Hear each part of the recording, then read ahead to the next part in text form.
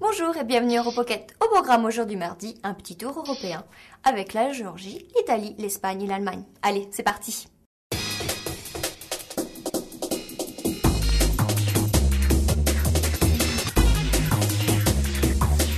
La Géorgie, pays eurasien, frontalier avec la Turquie, la Russie et l'Arménie, est en pleine effervescence politique depuis la réélection de Mikhail Saakashvili, avec 52,8% des votes.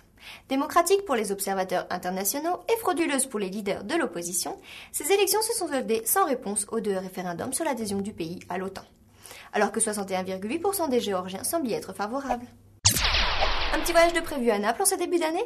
Alors quelques petits conseils. 1. Bouchez-vous le nez et 2. Regardez où vous marchez, car 3700 tonnes de déchets envahissent la capitale de l'Italie du Sud.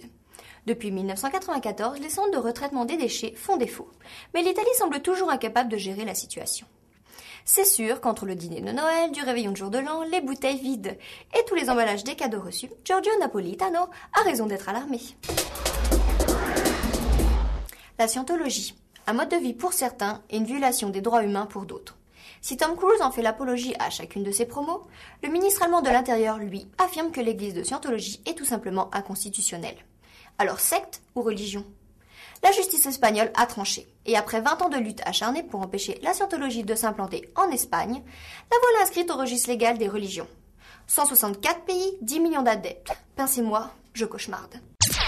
À part les empreintes et l'ADN, qu'est-ce qui nous rend uniques? Jusqu'à présent, notre numéro de sécurité sociale. Mais les voleurs d'identité prennent leurs aises sur Internet, utilisant les données personnelles que l'on entre sans se méfier. Selon le Washington Post, plus de 8 millions d'Américains en ont fait les frais. Avec l'engouement suscité par des réseaux sociaux online comme Facebook, la protection de la vie privée n'a jamais été autant d'actualité. Et vous, avez-vous peur pour vos données privées?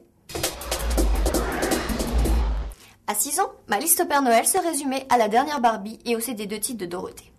Bon, je sais, il faut vivre avec son temps. Mais de là à demander un téléphone portable alors qu'ils savent à peine lire l'heure, inquiétant, non? C'est l'avis de deux associations françaises, Priartem et Agir pour l'environnement, qui ont essayé envers et contre tout de sensibiliser le ministère de la Santé, qui, ma foi, a réagi trop tard, puisqu'en ce début d'année, les cadeaux de Noël ont été faits. Avis aux papas et aux mamans, s'il vous plaît, prudence avec les téléphones. Attention, les grandes villes européennes se mènent au vert. Plus question de passer par le centre-ville d'Hanovre, Cologne ou Berlin avec votre vieille voiture qui pollue. Et à Milan, un écopass sera nécessaire. Il vous en coûtera de 2 à 10 euros par jour si vous voulez accéder au centre historique. Un bon moyen d'inciter les gens à faire du sport ou à emprunter les transports en commun. Bonne initiative, certes, mais encore faut-il que ces derniers soient efficaces. Un restaurant sans serveur. Vous y croyez, vous? Eh bien, pour ceux qui ne croient que ce qu'ils voient, allez faire un tour au Beggars, restaurant allemand situé à Nuremberg, qui propose ses menus sur écran tactile, ordinateur qui vous calcule le temps d'attente et vous commande votre plat, qui lui n'a qu'à glisser jusqu'à votre table. Michael Mack, le maître à bord, ne voit pas l'utilité d'un service à table. Donc, Auf Wiedersehen serveur et Guten Tag ordinateur. Attention tout de même à la panne d'électricité.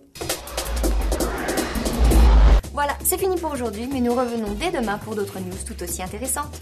Bye bye.